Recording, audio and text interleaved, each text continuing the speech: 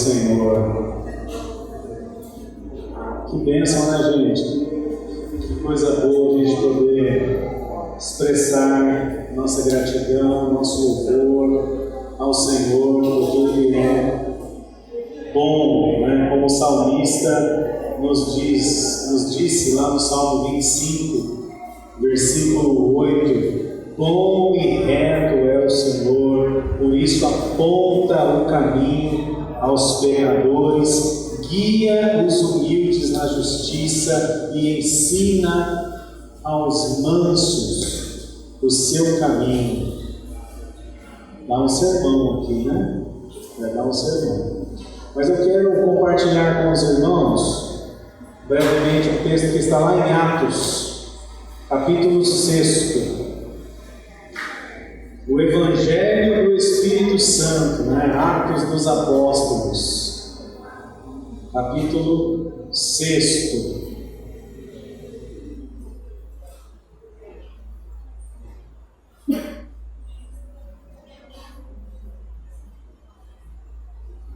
Amém?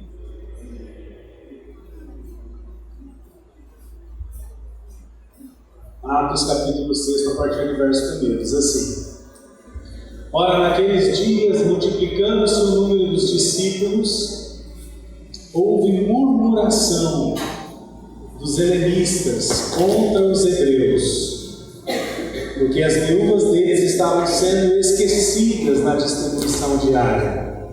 Então os 12 convocaram a comunidade dos discípulos e disseram: não é razoável que nós abandonemos a palavra de Deus para servir às mesas. Mas, irmãos, escolhei dentre vós 7 homens de boa reputação, cheios do Espírito e de sabedoria, aos quais encarregaremos deste serviço.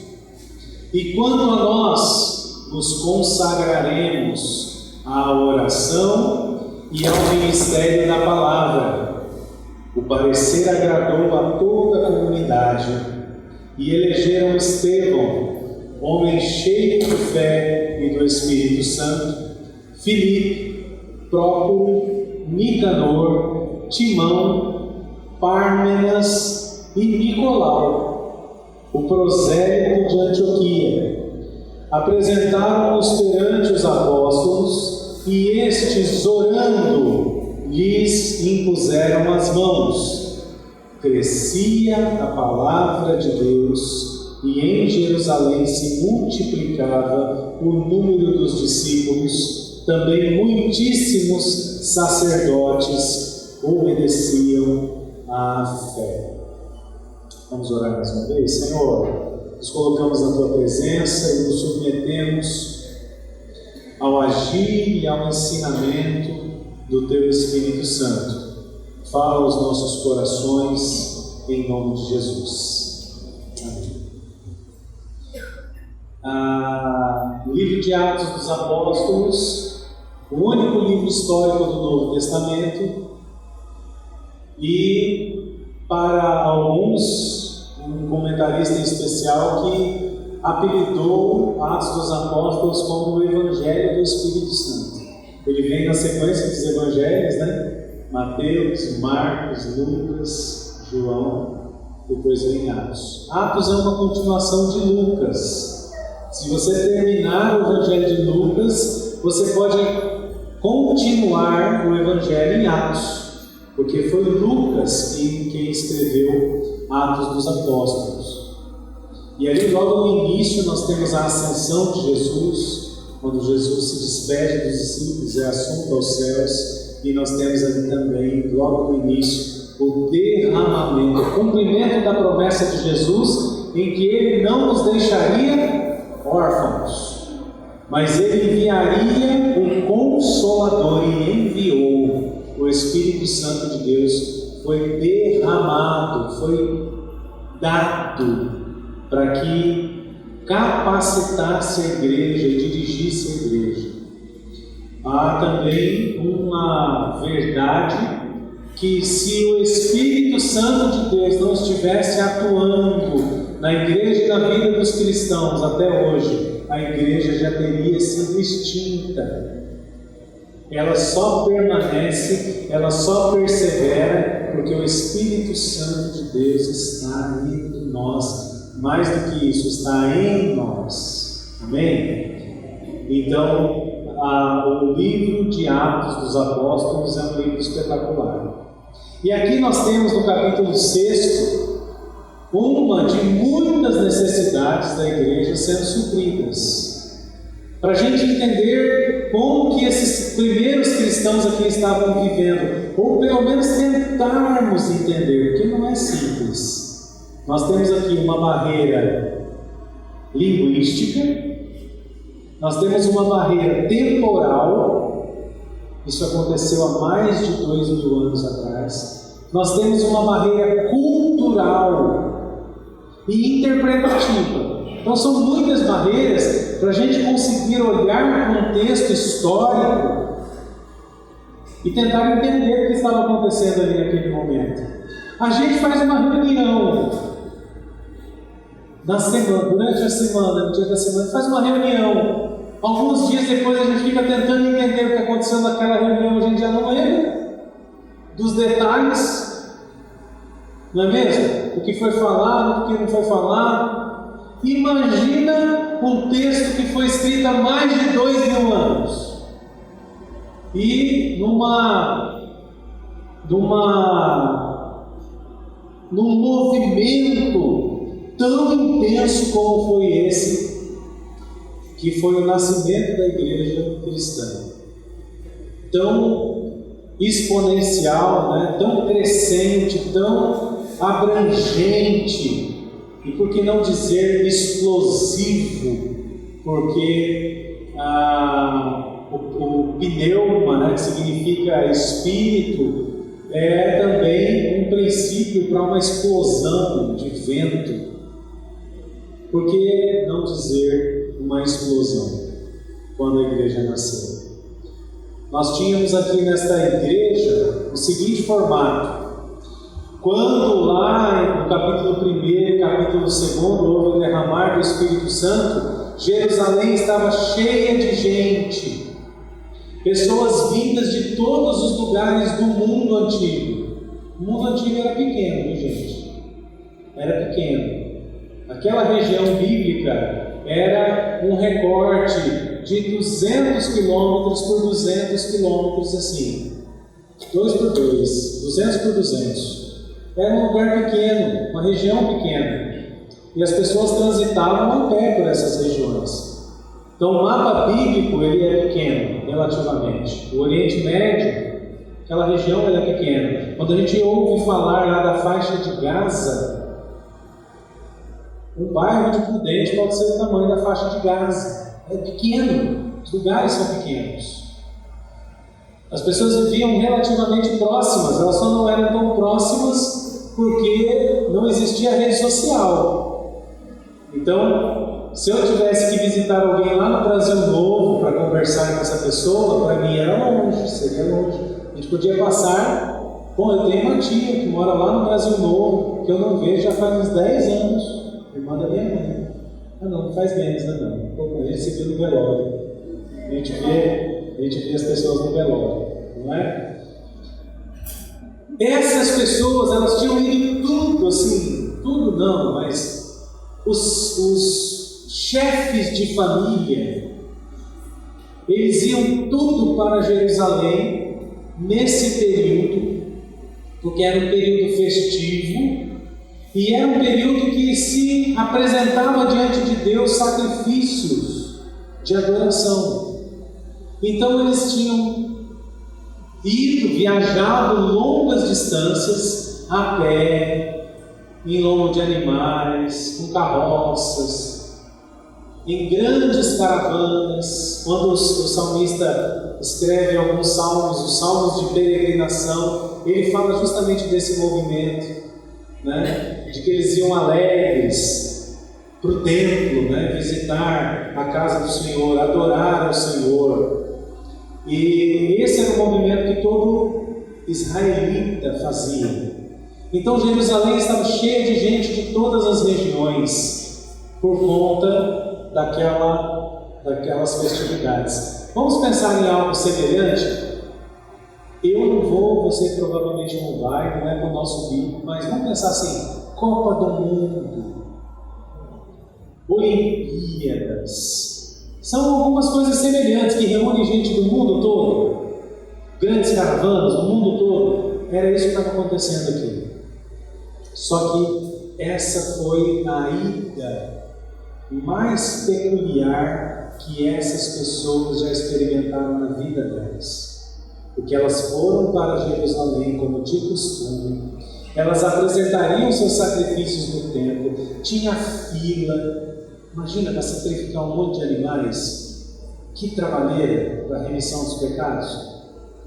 Sair lá do Brasil Novo, eu falo Brasil Novo, então um dos lugares mais longe daqui da gente, mas lá eles devem estar falando da gente. Sair lá, Dona Jacinta, né? Com a pombinha, ou com um cordeirinho, ou com algum outro tipo de animal que era permitido dentro da lei judaica para ser sacrificado em favor dos pecados da minha família, da minha esposa pecadora, dos meus filhos pecadores. Eu vou lá sacrificar e dessa maneira eu vou adorar. Então imagina como que era o movimento. Devia ser um negócio mal cheiroso, bagunçado, as pessoas agarradas num bichinho lá, e os sacerdotes sacrificando, e outros fritando as gorduras, e outros não sei o que. É isso aí, gente. Quando a gente olha para a Bíblia, a gente não se atenta a esses detalhes. Imagina como é que era. Os cultos eram badalados, o negócio era diferenciado. Essas pessoas estavam lá, e tradicionalmente elas faziam isso todo ano, e elas já sabiam como era. Mas muitas, milhares dessas pessoas foram para Jerusalém e elas não tinham a mínima ideia do que ia acontecer com a vida delas. Essas pessoas foram para Jerusalém e de repente elas começaram a ouvir vozes, elas começaram a ouvir verdades a respeito de Deus na sua própria língua regional, porque eles tinham línguas diferentes nas suas regiões, e eles começaram a ouvir verdades espirituais a respeito de Deus, e eles acharam isso no mínimo estranho, e eles começaram a se reunir, e foi aí que aconteceu o Pentecostes. Milhares dessas pessoas que estavam lá para fazer seu culto judaico caíram na armadilha do Espírito Santo e se viram agora reunidas num lugar com pessoas que estavam falando coisas muito diferentes do que elas estavam acostumadas, pregando o Evangelho, ouvindo as verdades a respeito da graça, da misericórdia de Deus, de um Deus bondoso, misericordioso, que prefere misericórdia ao invés de sacrifício. E elas começaram a ouvir falar de um Cristo, de um Messias que veio, que morreu, que ressuscitou e que agora estava derramando o seu Espírito sobre a igreja. Eles nunca tinham ouvido falar essa palavra, igreja. Igreja não vem da tradição judaica. A igreja nasceu ali, naquela semana de festa. Imagina quanta coisa. Essas pessoas foram se convertendo. Nós sabemos que Pedro pregou o Evangelho lá em Atos 2, e as pessoas se viram desesperadas. Então o que a gente faz agora? Aí Pedro diz assim: cada um arrependa-se dos seus pecados e seja batizado em nome do Pai, do Filho e do Espírito Santo. Então naquele dia foram batizados mais de 3.000 homens. Mais de 3.000 homens foram batizados no primeiro sermão de Pedro. Essas pessoas que se converteram, elas não voltaram mais para suas casas. Por isso que algumas coisas aqui a gente pensa: nossa, a nossa igreja tinha que ser desse jeito aqui, algumas coisas são muito próprias daquilo que aconteceu lá. Não se aplica necessariamente para os nossos dias, historicamente, culturalmente. Aquelas pessoas que estavam ali para adorar a Deus, no formato da cultura judaica, tiveram contato com o Evangelho de Cristo e agora se tornaram judeus cristãos, se converteram ao cristianismo. E a unidade, a comunhão, o mover do Espírito Santo foi tão especial naquele momento que essas pessoas não voltaram para suas casas, deram perdido, ficaram em Jerusalém. E elas ficaram ali junto com os apóstolos, ouvindo os ensinamentos acerca de Jesus Cristo. Você já pensou numa coisa dessa? Você fazer uma viagem para ir cumprir uma obrigação em algum lugar e de repente você chega lá e tem contato com uma mensagem que te captura de uma maneira que você não volta para trás, você não volta para casa. Você deixa lá na sua roça. Aquele povo eram tudo pequenos agricultores, viviam tudo na zona rural, nas montanhas, nos vales, não voltavam para as cidades. Eles deixaram os seus negócios, deixaram as suas propriedades, deixaram as suas coisas e ficaram ali em Jerusalém. Agora imagina o tamanho do problema que os apóstolos tinham. Um monte de gente acampada, gente que não falava a mesma língua.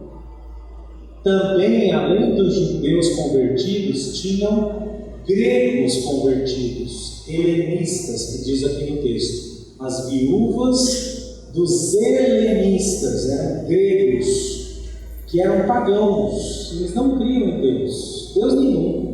Eles não criam em um Deus soberano. Eles tinham vários deuses que eles adoravam cultualmente para terem sorte. Eles acreditavam que eles teriam algum tipo de recompensa, ou no mínimo aqueles deuses não se vingariam deles, porque os deuses helenistas, todos eles eram vingativos. Se você não adorasse, não sacrificasse, eles se vingavam. Então essa era a mentalidade deles. Eles se converteram e as suas viúvas estavam sendo preteridas na hora da distribuição dos alimentos. Como é que acontecia? A igreja que dava comida para as pessoas era a igreja que dava comida para as pessoas, porque eles estavam ali num culto sem fim. Eles estavam ali, eles deixaram as suas propriedades, deixaram as suas casas, deixaram a sua vida secular para viver aquele movimento dos apóstolos. Seus recursos tinham acabado, o que eles trouxeram para a viagem, a marmitinha que eles trouxeram lá já tinha acabado, e agora eles não tinham como conseguir alimento. Eles estavam impactados pelo Evangelho e quem tinha que resolver o problema era a igreja. A igreja tem que dar de comer, então as viúvas, os órfãos, os idosos, as pessoas que não tinham condições de fazer um bico aqui e acolá, capinar um terreno, conseguir algum dinheiro, essas pessoas tinham que ser mantidas pela igreja. E a problemática aqui do capítulo 6 acontecia uma distribuição diária de comida. Nós vimos um exemplo, claro que trágico, mas semelhante, onde as pessoas dependiam totalmente de doações, como o que aconteceu no Rio Grande do Sul. As pessoas isoladas, cuidando lá das suas casas, do que restou, elas não tinham onde buscar, elas dependiam de alguém levar alguma coisa para elas. Então imagine-se nessa situação, pessoas que estavam todas unidas, eles estavam ali numa só fé, numa só motivação, estavam aprendendo da palavra, estavam sendo formados, o caráter cristão, o caráter de Cristo estava sendo formado nessas pessoas, porque em algum momento elas iam retornar para as suas regiões e elas seriam missionários nas suas regiões. Aí os apóstolos se reúnem e eles estavam totalmente focados no que eles deveriam fazer. Qual era o ministério dos apóstolos? Versículo 4. Quanto a nós, nos consagraremos à oração e ao ministério da palavra. Oração e ministério da palavra. Essas são as atribuições dos apóstolos, dos primeiros pastores da igreja cristã. Qual foi a solução que eles encontraram para resolver um problema social, né, Jânio? Problema social. As pessoas precisavam de comida, precisavam de assistência. Qual foi a solução? Escolher dentre a comunidade homens, ou 7 homens de boa reputação, cheios do Espírito e de sabedoria, aos quais encarregaremos deste serviço. Começaram aqui então as ordenações dentro da igreja. Isso aqui foi a primeira assembleia que aconteceu na história da igreja.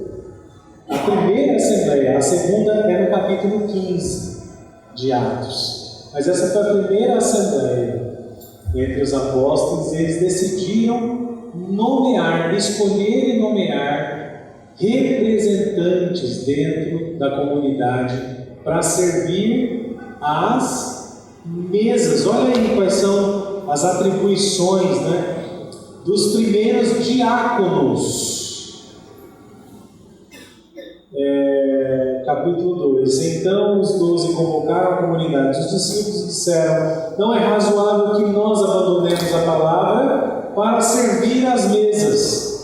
Mas, irmãos, escolhei dentre vós 7 homens de boa reputação e cheios do Espírito e de sabedoria, aos quais encarregaremos deste serviço. E quanto a nós, nos consagraremos à oração, ao ministério da palavra. E o parecer agradou a toda a comunidade. Então, as primeiras pessoas a serem nomeadas, os primeiros homens a serem nomeados como diáconos, para cuidar das pessoas, pastoralmente cuidar das pessoas, porque os apóstolos tinham como prioridade a oração e ao ensino da palavra. Então, o que nós vamos fazer hoje aqui na igreja é algo que nós trazemos das Escrituras para a nossa vida. Nós trazemos das Escrituras para a nossa vida porque a vida de uma comunidade cristã é uma vida de serviço. Nós temos pessoas que são destacadas, mas que não são as únicas que devem servir. Porque o princípio do Evangelho, ou seja, aquilo que antecede a ordenação de alguém para uma função, é o serviço. Então, nós temos o desafio, e com temor e oração, nós vamos indicar e escolher pessoas cujo princípio já é o serviço, para servir em uma função específica. Por isso que no nosso regimento, na nossa Constituição, diz que a ordem do diaconato e do presbiterato é perpétua, porque a gente entende que é vocação. E vocação a gente não perde. mas a função é temporária. A ordem é perpétua. Uma pessoa que for eleita, ordenada e investida, diácono ou diaconisa, presbítero ou presbítera, na Igreja Presbiteriana Independente do Brasil, ela o será pelo resto da vida. Porém, a função, a atividade do diaconato vai ser temporária dentro do mandato. Por exemplo, a irmã Circe é diaconisa, ela está em disponibilidade e ela já foi até receber o título de emerência. O que é o título de emerência? É uma forma da igreja agradecer pelo tanto tempo de serviço excelente prestado, né? É uma maneira da gente agradecer, da gente homenagear um oficial dentro da igreja. Nós podemos ter presbíteros eméritos, podemos ter pastores eméritos também. Então, a ordem é perpétua. Esses homens que foram ordenados, investidos, impuseram as mãos sobre eles, ordenando-os ao ministério do diaconato, e eles foram diáconos pelo resto das suas vidas, embora suas vidas foram bem breves, porque o Estevão, que é o primeiro da lista aqui, no próximo capítulo ele vai ser apedrejado e morto em praça pública, por estar pregando. Mas o diácono não tem que servir as mesas? Por que o Estevão estava pregando? Porque ele é um crente. Além de diácono, ele é um crente. Vocês conseguem entender isso? Que a função ela é específica, mas ela não precede o fato de que todos nós somos servos e servas de Deus e todos nós somos discípulos de Jesus. Então essa é a nossa marca mais importante, essa é a prerrogativa para eu ser um bom diácono, uma boa diaconisa. É eu já ser um servo fiel a Deus, uma pessoa envolvida com a obra de Deus, comprometida com a obra de Deus. Então essa é a prerrogativa. Não é nem o tanto de tempo que eu estou na igreja. Para algumas pessoas ele disse: por causa de 20 dias vocês não estão na lista dos membros que podem ser eleitos, porque um grupo grande de pessoas aqui da igreja foi recebido como membro dia 27 de novembro de 2021. Vai vencer ainda, vai completar ainda os 3 anos, então ainda não está na lista. Esse é o nosso regimento, é a forma como a gente se organiza. Mas isso não nos desabona de forma alguma, porque eles são qualificados como cristãos. Então todos nós podemos servir, todos nós podemos nos mexer, todos nós podemos e devemos nos mover pela inspiração do Espírito Santo de Deus para fazermos a obra de Deus. Aquela igreja de Atos tinha uma necessidade urgente. É como se a gente tivesse um monte de gente acampada aqui em volta do templo, comendo aqui, dormindo aqui, dependendo da gente. Hoje nós temos outras necessidades. Hoje nós vivemos numa sociedade totalmente corrompida, onde quando a gente vai estender a mão para alguém, a gente tem que tomar cuidado. Quando alguém nos pede ajuda, um estranho pede ajuda, a gente tem que levantar, puxar a capivara dele para saber como é que a gente pode ajudar e se deve ajudar. Hoje pela manhã na arena, uma pessoa, um transeunte invadiu a igreja, passou na frente da mesa da ceia, todo pastor assim, foi lá no fundo, uma sacola, com uma roupa toda zoada. Está na live, depois se quiser assistir a live para ver o cidadão, saiu na live ainda. Entrou uma pessoa independente químico, Uma pessoa que não tem condições, naquele estado, de ouvir o Evangelho. A gente tem que cuidar de outra forma.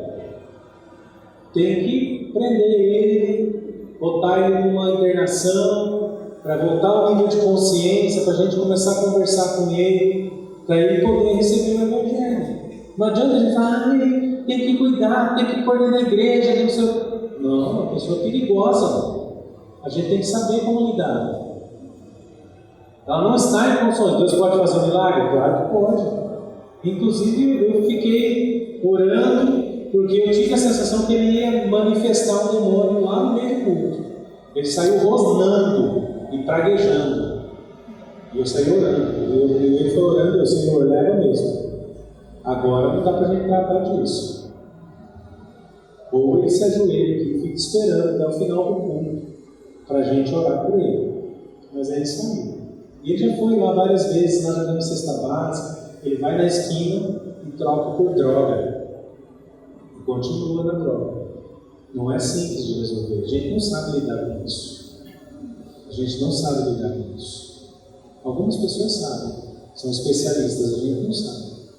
Então, às vezes, na inocência, no bom grado, e eu particularmente não sei lidar com isso, não.